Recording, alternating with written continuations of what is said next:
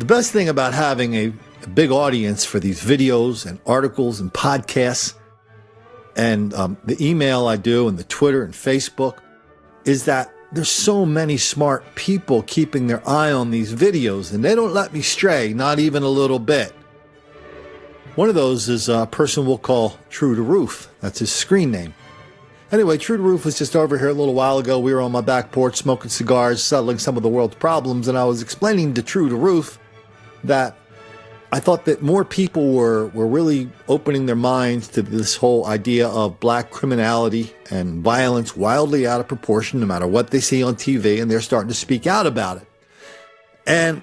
But I did say I think there's 20% of the people out there, True to Roof, who they're just in such an airtight bubble that they sincerely believe that black people are relentless victims of relentless white racism all the time, everywhere. That explains everything.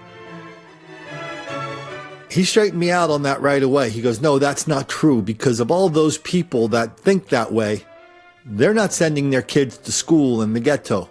They're not picking up their girlfriend at 8 o'clock on a Friday night saying, hey, let's go down to that new rib joint down in the ghetto. So on some level, they know. Everybody knows, because that's how they live. Even so, even so, that there's still a lot of, especially white liberals out there, that are just pounding and pounding and pounding the story of white racism and black victimization. I came across this video from a few months ago, where from the Kennedy School of Government at Harvard University, and they were all sitting around with their legs crossed, patting each other on the back about how elevated their consciousness is about this whole idea of race. And the woman from Harvard, well, she had it figured out in a big hurry. Let's listen to her. I mean, is it a problem of young white men? And is that who we need to be targeting to change? Well, I think the overwhelming number of persons in the hate groups that we have encountered have been men, have been young white men. There are some women in the movement, no doubt, but equality among men and women is not a hallmark of the white supremacist movement. But I've never seen any one of these people, like this guy from the Southern Poverty Law Center and these people from Harvard and the other people on that panel, I've never seen any of them really try to come to terms with this level of black violence that is so transparent and so obvious for anybody who keeps their eyes open about it. It's not just the numbers we're talking about. We're talking about the real stories we see every day. I mean, here's a story we just saw today. 2 Baltimore County men are out of the hospital tonight after being robbed at gunpoint inside their Wilker Avenue home Thursday night. Police say a 71-year-old man was walking into the house around 9 o'clock when 3 suspects forced him into his home at gunpoint and beat him before pouring bleach on him and demanding money. The second victim, a 60-year-old man, was in the basement and heard the commotion. He alerted his neighbor to call police. The victim in the basement of the home tried to defend himself with a golf club, but the suspects had firearms, and so ultimately they took that golf club from the victim and then began to beat him with it. WJZ spoke with the daughter of the 71-year-old who can't believe what happened.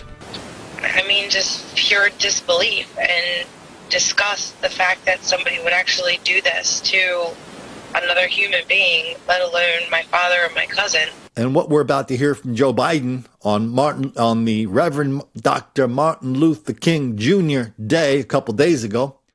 Biden was giving a speech to Al Sharpton's group, the National Action Network, and he was explaining to them about how white racism, well, it's just everywhere, damn it, and it's messing everything up. But we've learned in the last 2 years, it doesn't take much to awaken hate, to bring those folks out from under the rocks. That part of American society that's always been there, will always be there. They have been deliberately reawakened again, those forces. It's not an accident. They have been deliberately reawakened again. Unearthed by loose talk, by direct appeals to prejudice from the alt-right. And then something I never thought I would live to see again having a president of the United States make a moral equivalence between those who are spreading the hate and those who are opposing it, saying there were, quote, very fine people on both sides. No presidents in Civil War have ever uttered words like that. We have to challenge these forces of hate and stand up and simply say what the vast majority of Americans agreed to. This is not our America. No, for real, not applaud. This is not who we are.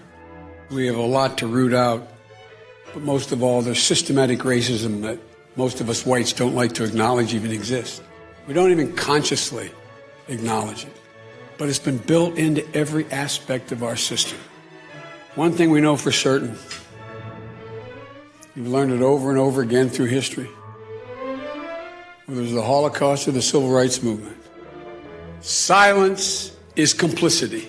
But I've never heard Uncle Joe come to terms with this level of black violence and criminality, which I promise you he is not exposed to where he lives, about 5 miles from where I'm making this video right now. He's not exposed to it. He's got the Secret Service. He has the fences. He has the hedges. He has the gate that comes down. When he wants to take his lovely bride or some friends out for a quick cup of coffee or an ice cream or a sandwich, he's not going down to the Ghetto, not by himself. He won't let them go by themselves. He just won't. Jumpin' Joe has no answer for stuff like this.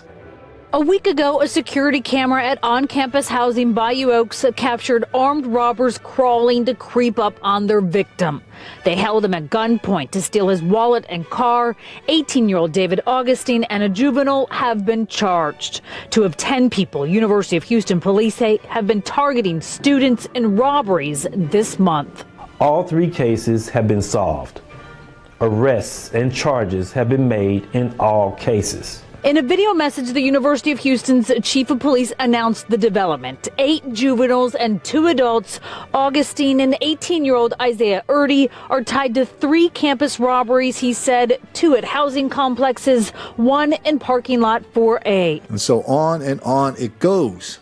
Please, sir, I want some more. Violence, denial, violence, denial. But you tell me, did you get a sense that Covington really was kind of an event that really just cracked open a lot of minds that were in denial, or at least, denial. The people that were just pretending this could never hurt them, never enter their life. They open up their TV news, and for a couple days they see these horrible stories about these nice kids from Kentucky till we learn the truth about that. I don't know how long this crack in that bubble of denial is going to last, but I don't think you can, once something is cracked, this isn't like Humpty Dumpty. You can't go down there and put all the pieces back together again. Even if our inability to stay in a state of denial, deceit, and delusion does make the black kids angry.